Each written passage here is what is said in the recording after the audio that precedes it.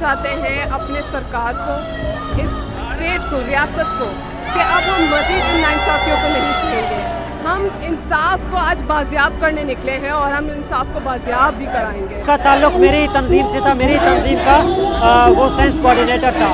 ये जो कॉल आज दी है 22 अगस्त को मुल्कगीर एहतजाज का, ये कॉल मैंने और मेरी तंजीम ने ही दी है, जिसको फॉलो करते हुए आज क्वेटा, कराची, लाहौर, इस्लामाबाद समेत पूरे मुल्क के अक्सर व बेशतर तकरीबन 30 से 40 जगहों में मुख्तलिफ प्रोग्राम्स एहतजाजी मुज़ाहिरे हयात बलोच को इंसाफ दिलाने के लिए हो रहे हैं। मक्कारी की बात यह है, पूरे मुल्क की मीडिया और जिम्मेदारान ये कह रहे हैं कि वो गलती से हुआ।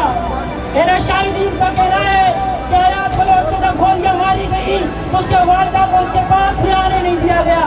वो सिसक के मर रहा था, उसके बूढ़ी वालदे उसे देख रहे थे, जालिम कह रहे थे कि तुम्हें भी कत्ल कर देंगे। हम पाकिस्तान के नौजवान, खासकर बलूचिस्तान के नौजवान इल्म हासिल करना चाहते हैं, तालीम और कलम पकड़कर गुरबत से लेके कराची आकर पढ़ना चाहते हैं, तो फिर हमें बदले में आप क्या देते हो?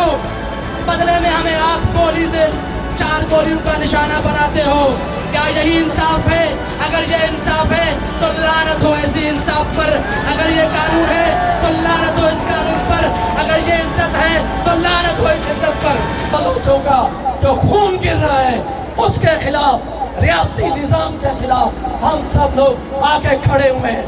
मैं एज ए ट्रेड यूनियन, मैं कानून के दायरे के अंदर जो बात करता हूँ, जो काम करता हूँ, आज मैं उस दायरे से बाहर निकलने की बात कर रहा हूँ।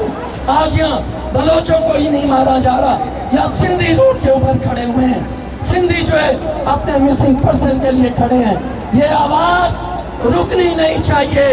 हयात की मौत जो है, हम सब जदोजहद करने वालों की जिंदगी बदलनी चाहिए और हम इस जिंदगी के लिए आखिरी हद तक लड़ने के लिए तैयार हैं। जो हकीकत सामने आई कि एक माँ के दुपट्टे से उसके बच्चे की आंखें बंद करके उसके सामने गोली मारी जाए, इससे ज़्यादा जुल्म क्या होगा? हम समझते हैं कि ये रियासत जब तक इंसाफ का पैमाना सबके लिए एक नहीं रखेगी, तब तक इस मुल्क में इंसाफ नहीं होगा। और जिस मुल्क में इंसाफ ना हो, उस मुल्क के अंदर ना अमन हो सकता है, ना कोई तरक्की हो सकती है, ना इंसान की तकरीम हो सकती है। कोरोना के सिलसिले शुरू हो गए तो यहाँ से वो तुर्बत चले गए, तो वहाँ गरीब घराने से इंतहाई गरीब घराने से ताल्लुक़ था उसका।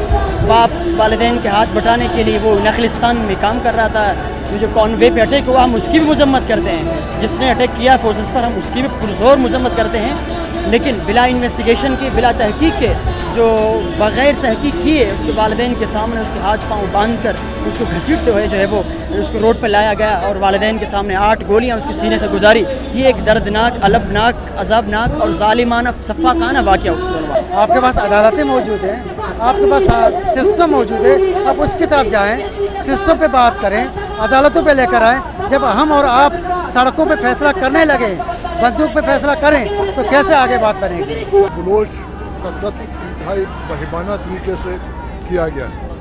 गलती से, जैसा यहाँ लोगों ने कहा, गलती से एक गोली तो लग सकती है, लेकिन जिस तरीके से उस मरे हुए हयात बलोच के मुंह पर बूट रख के, अपने पाँव रख कर जिस तरह उसको मज़ीद 7 गोलियां मारी गईं, इसका मतलब ये है ये आपके अंदर का क्रोध, आपके अंदर की नफरत बलोचों के बारे में जो है ये उभर के सामने आती है। सबसे बड़ा जो डिमांड है वो यही है कि जिस बंदे ने फ़ौज के जिस बंदे ने हयात बलोच को कत्ल किया हुआ है उसको बाकायदा तौर पर हवाम के सामने लाकर कत्ल किया जाए। और सबसे बड़ी बात अब तो ये है कि उस बंदे ने अपनी गलती को माना है कि हाँ मैंने ये किया है।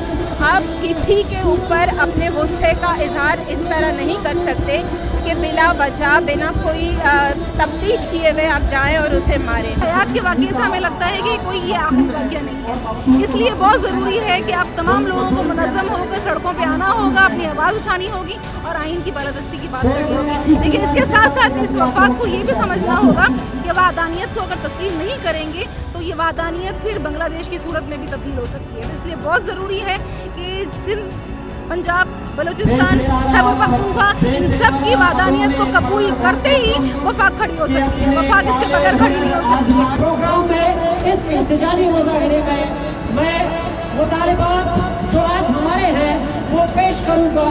سب سے پہلی بات ہے شہید حیات کے قاتلوں کو جلد از جلد محفر کردار تک پہنچایا جائے. دوسرا جو مطالبہ ہے اس آپریشن میں شامل تمام لوگوں کو زیر تفتیش کیا جائے.